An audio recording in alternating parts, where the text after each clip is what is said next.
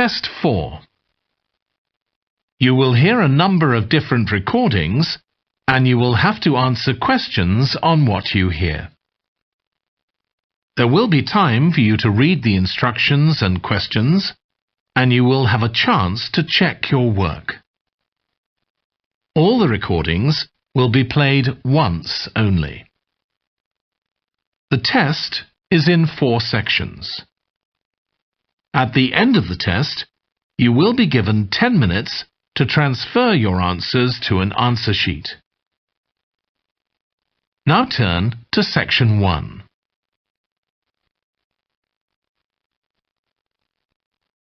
Section 1. You will hear a woman phoning a hotel about holding a party there. First, you have some time to look at questions 1 to 7.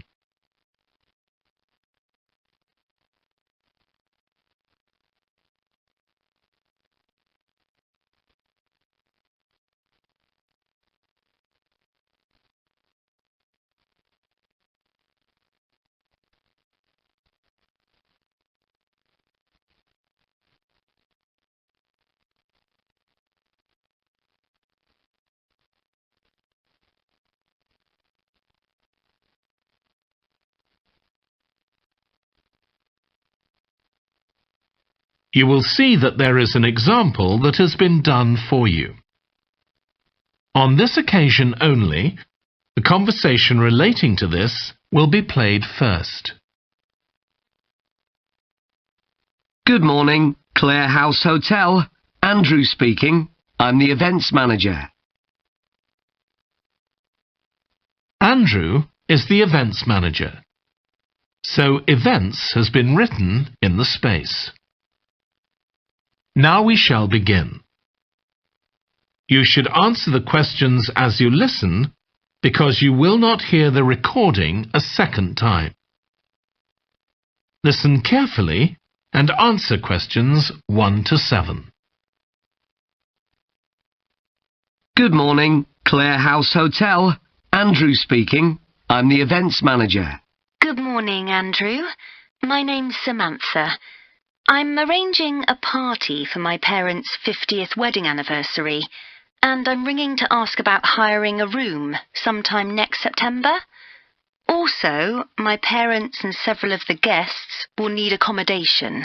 OK, I'm sure we can help you with that. Will you be having a sit-down meal or a buffet? Probably a sit-down. And do you know how many people there'll be? Around 80, I think. Well, we have 2 rooms that can hold that number. One is the Adelphi room. That can seat 85, or hold over 100 if people are standing for a buffet. Right. If you have live music, there's room for 4 or 5 musicians in the gallery overlooking the room. Our guests usually appreciate the fact that the music can be loud enough for dancing, but not too loud for conversation. Yes, I really don't like it when you can't talk. Exactly. Now, the Adelphi room is at the back of the hotel, and there are French windows leading out onto the terrace. This has a beautiful display of pots of roses at that time of the year. Which direction does it face? Southwest. So that side of the hotel gets the sun in the afternoon and early evening. Very nice. From the terrace, you can see the area of trees within the grounds of the hotel, or you can stroll through there to the river. That's on the far side, so it isn't visible from the hotel. OK. Then another option is the Carlton room. This is a bit bigger. It can hold up to 110 people. And it has the advantage of a stage, which is useful if you have any entertainment, or indeed a small band can fit onto it. And can you go outside from the room? No, the Carlton room is on the 1st floor, but on one side the windows look out onto the lake. Lovely. I think either of those rooms would be suitable. Can I tell you about some of the options we offer in addition? Please do. As well as a meal, you can have an MC, a Master of Ceremonies, who'll be with you throughout the party. What exactly is the MC's function? I suppose they make a speech during the meal, if we need one, do they? That's right. All our MCs are trained as public speakers, so they can easily get people's attention. Many guests are glad to have someone who can make themselves heard above the chatter. And they're also your support. If anything goes wrong, the MC will deal with it, so you can relax. Great. I'll need to ask you about food, but something else that's important is accommodation. You obviously have rooms in the hotel, but do you also have any other accommodation? Like cabins, for example? Yes, there are 5 in the grounds, all self-contained. They each sleep 2 to 4 people and have their own living room, bathroom and small kitchen. That sounds perfect for what we'll need. Before you hear the rest of the conversation, you have some time to look at questions 8 to 10.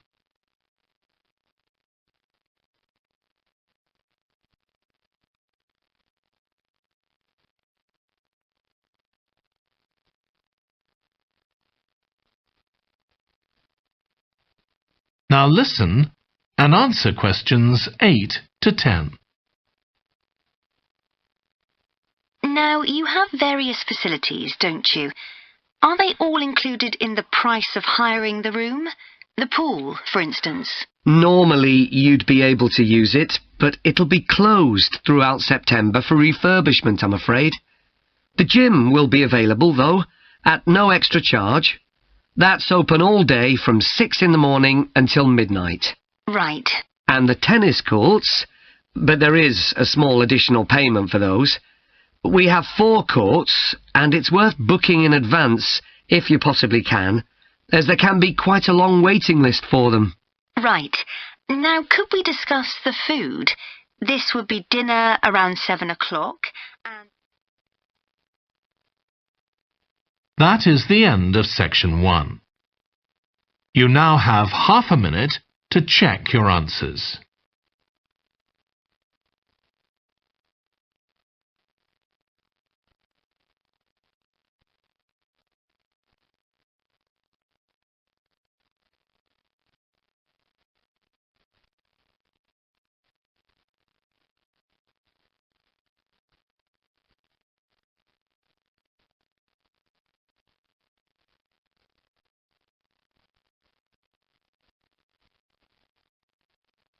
Now turn to section 2.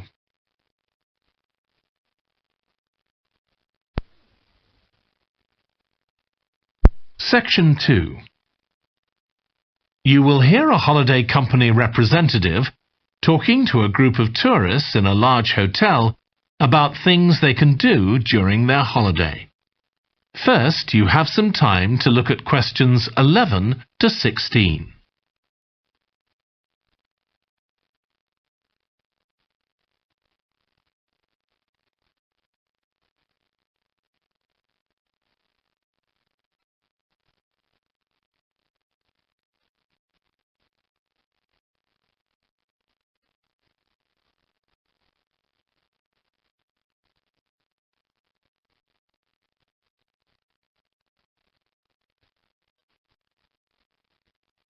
Now listen carefully and answer questions 11 to 16. Hello everyone, I'm Jake Stevens and I'm your rep here at the hotel. I'm sure you'll all have a great time here. So, let me tell you a bit about what's on offer. I'll start by telling you about some of the excursions that are available for guests. One thing you have to do while you're here is go dolphin watching. On our boat trips, we pretty well guarantee you'll see dolphins. If you don't, you can repeat the trip free of charge. We organise daily trips for just €35. Unfortunately, there aren't any places left for this afternoon's trip, but come and see me to book for later in the week. If you're energetic, I'd recommend our forest walk. It's a guided walk of about 7 kilometres. There'll be a stop halfway, and you'll be provided with a drink and sandwiches. There's some fairly steep climbs up the hills, so you need to be reasonably fit for this one, with good shoes. Oh, and bring a waterproof in case it rains. It's just €25, all-inclusive, and it's every Wednesday. Then on Thursdays, we organise a cycle trip, which will give you all the fun of biking without the effort. We'll take you and your bike up to the top of Mount Lana and leave you to bike back. It's a 700-metre drop in just 20 kilometres, so this isn't really for inexperienced cyclists, as you'll be going pretty fast. And if it's a clear day, you'll have fantastic views. On our local craft tour, you can find out about the traditional activities in the island. And the best thing about this trip is that it's completely free. You'll be taken to a factory where jewellery is made, and also a ceramics centre. If you want, you can buy some of the products, but that's entirely up to you. The trip starts after lunch on Thursday, and you'll return by 6 p.m. If you're interested in astronomy, you may already know that the island's one of the best places in the world to observe the night sky. We can offer trips to the observatory on Friday for those who are interested. They cost €90 per person, and you'll be shown the huge telescopes and have a talk from an expert who will explain all about how they work. Afterwards, we'll head down to Sunset Beach, where you can have a dip in the ocean if you want, before we head off back to the hotel. Finally, there's horse riding. This is organised by the Equestrian Centre over near Playa Cortino, and it's a great experience if you're a keen horseback rider, or even if you've never been on a horse before. They take you down to the beach, and you can canter along the sand and through the waves. It costs €35, and it's available every day. Before you hear the rest of the talk, you have some time to look at questions 17 to 20.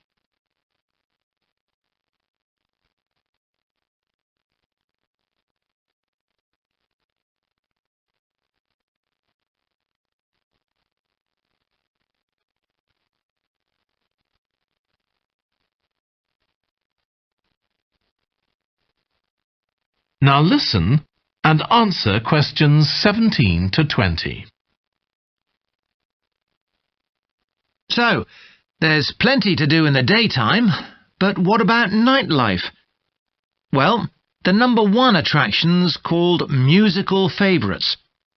Guests enjoy a 3-course meal and unlimited free drinks, and watch a fantastic show, starting with musicals set in Paris, and then crossing the Atlantic to Las Vegas, and finally Copacabana. At the end, the cast members come down from the stage, still in their stunning costumes, and you'll have a chance to chat with them. It's hugely popular, so let me know now if you're interested, because it's no good leaving it until the last minute. It's on Friday night. Tickets are just €50 each, but for an extra €10, you can have a table right by the stage. If you'd like to go back in time, there's the Castle Feast on Saturday evening. It's held in a 12th century castle, and you eat in the great courtyard, with ladies in long gowns serving your food. You're given a whole chicken each, which you eat in the medieval way, using your hands instead of cutlery. And you're entertained by competitions where the horseback riders attempt to knock one another off their horses. Then you can watch the dancers in the ballroom and join in as well if you want. OK, so now if anyone has... That is the end of section 2. You now have half a minute to check your answers.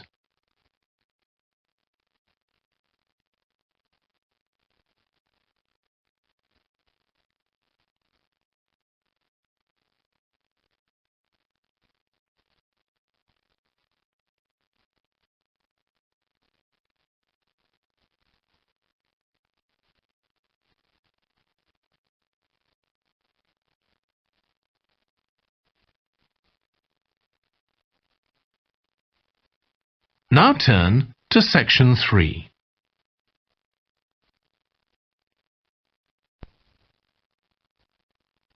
Section 3. You will hear Stephanie, who is thinking about taking a one-year course in children's literature, talking to Trevor, who is currently taking the course. First, you have some time to look at questions 21 to 25.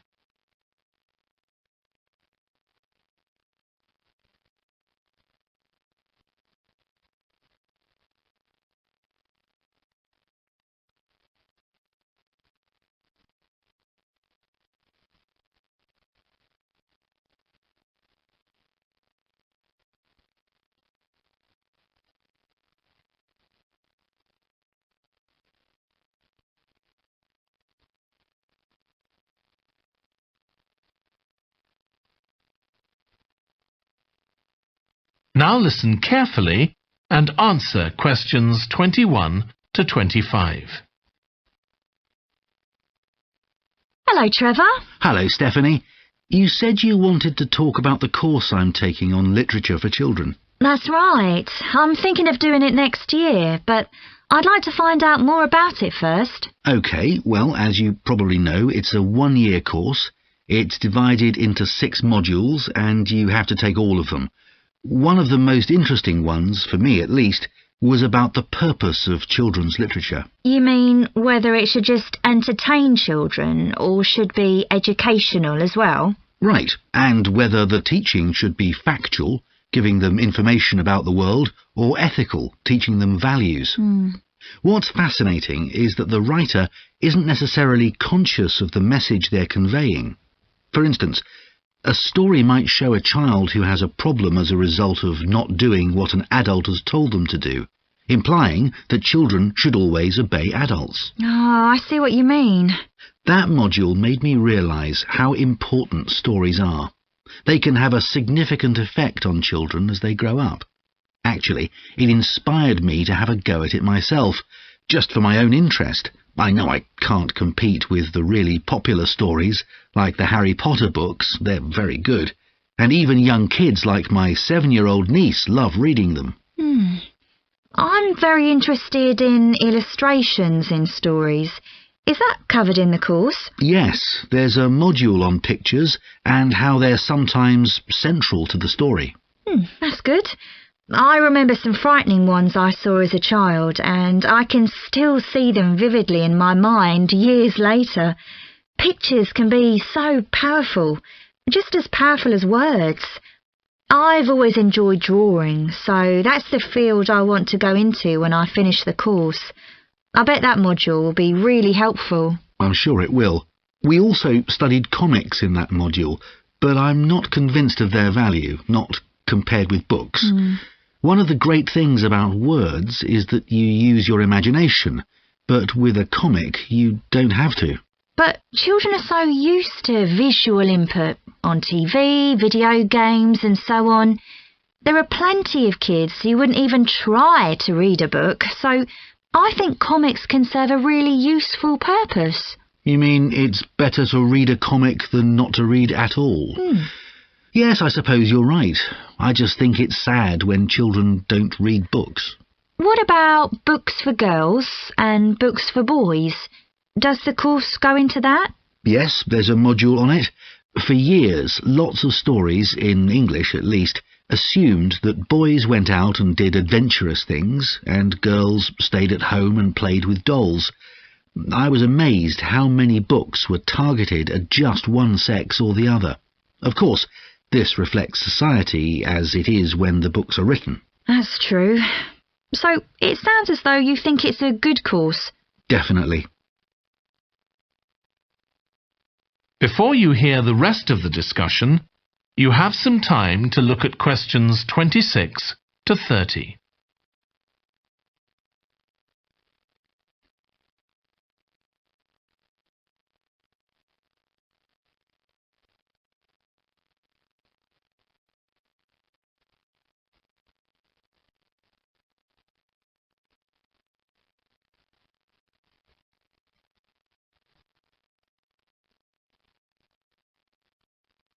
Now listen and answer questions 26 to 30. Have you been reading lots of children's stories to help you decide whether to take the course? Yeah, I've gone as far back as the late 17th century, though I know there were earlier children's stories. So does that mean you've read Perrault's fairy tales, Cinderella, the Sleeping Beauty, and so on? Yes, they must be important because no stories of that type had been written before. These were the first.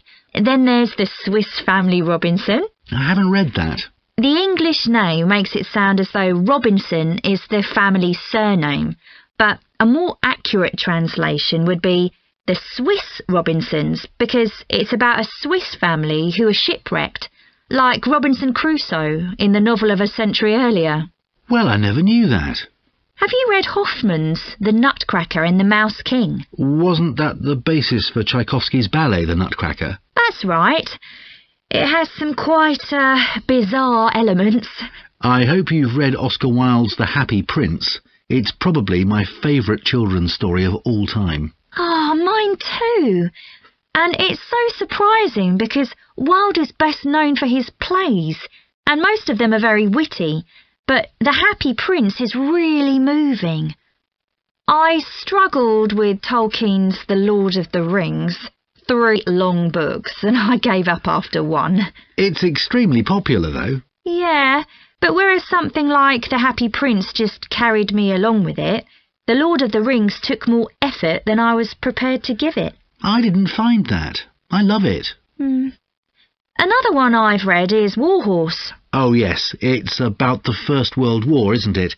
Hardly what you'd expect for a children's story. Exactly, but it's been very successful. Have you read any... That is the end of section 3. You now have half a minute to check your answers.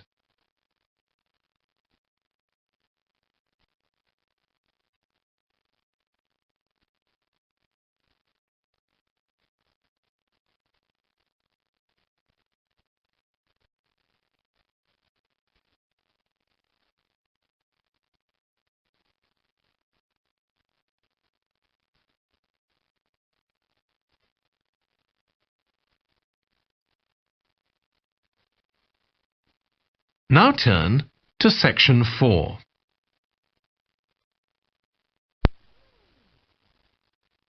Section 4. You will hear part of a lecture about a branch of archaeology called marine archaeology.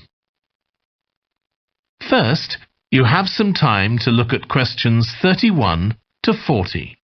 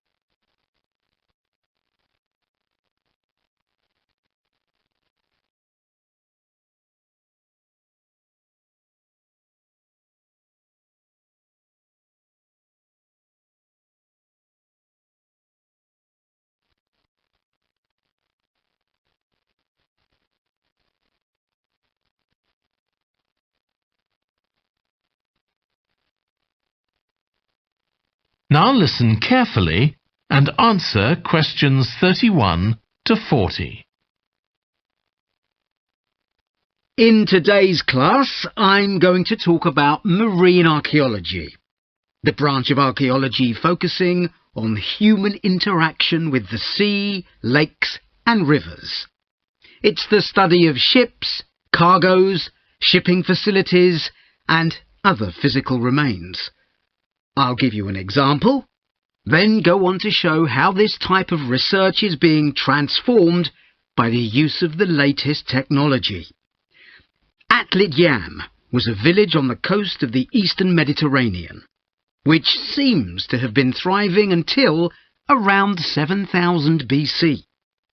The residents kept cattle, caught fish, and stored grain.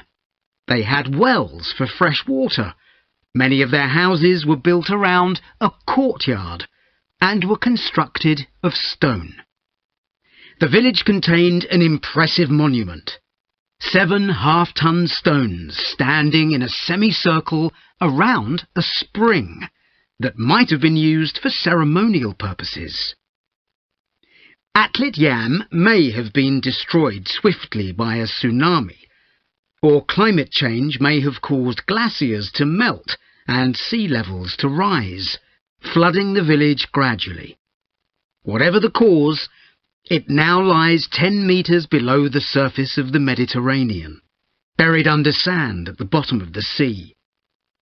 It's been described as the largest and best preserved prehistoric settlement ever found on the seabed. For marine archaeologists, Atlit Yam is a treasure trove. Research on the buildings, tools, and the human remains has revealed how the bustling village once functioned, and even what diseases some of its residents suffered from. But of course, this is only one small village, one window into a lost world.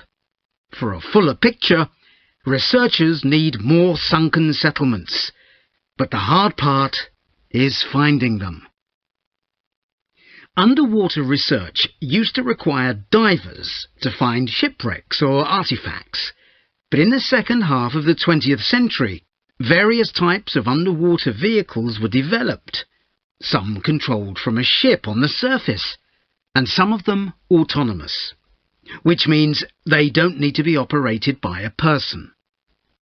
Autonomous underwater vehicles, or AUVs, are used in the oil industry, for instance, to create maps of the seabed before rigs and pipelines are installed. To navigate, they use sensors such as compasses and sonar. Until relatively recently, they were very expensive and so heavy that they had to be launched from a large vessel with a winch.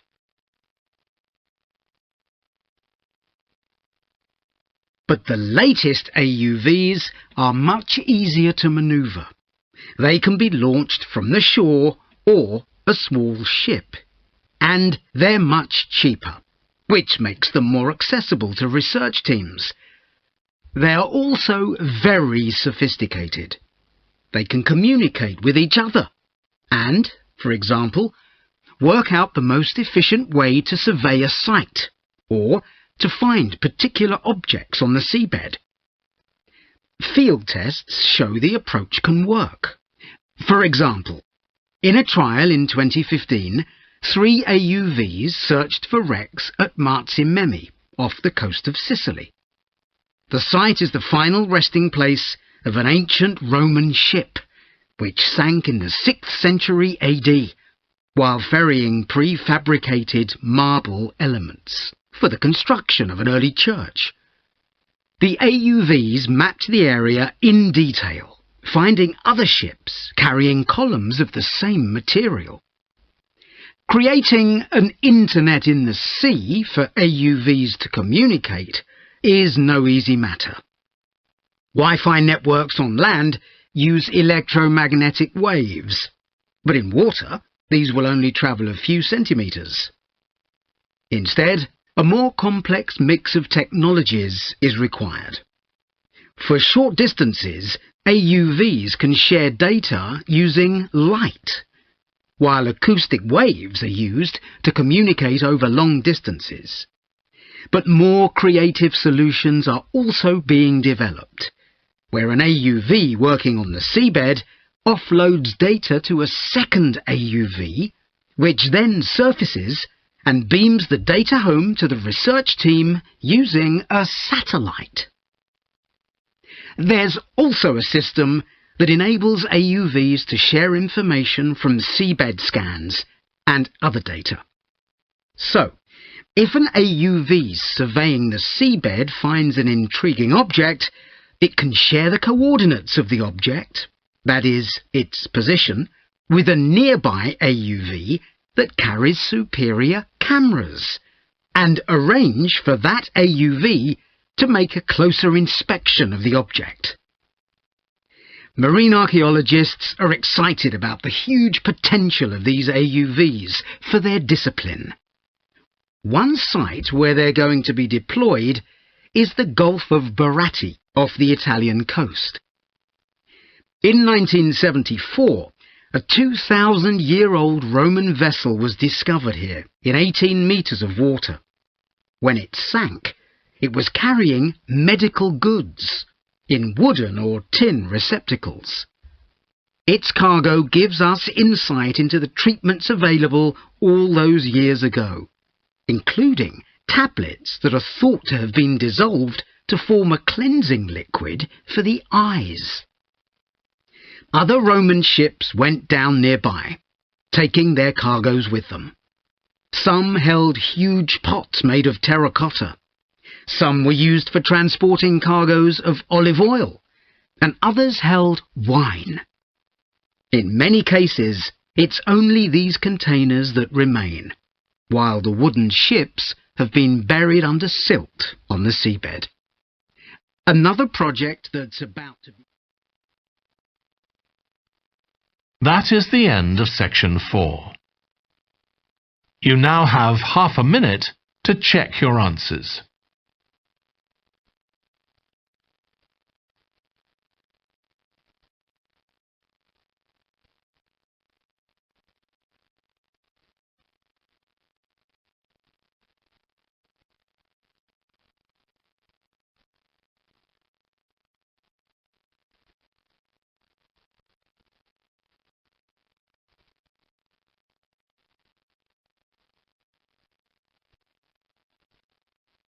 That is the end of the listening test. In the IELTS test, you would now have 10 minutes to transfer your answers to the answer sheet.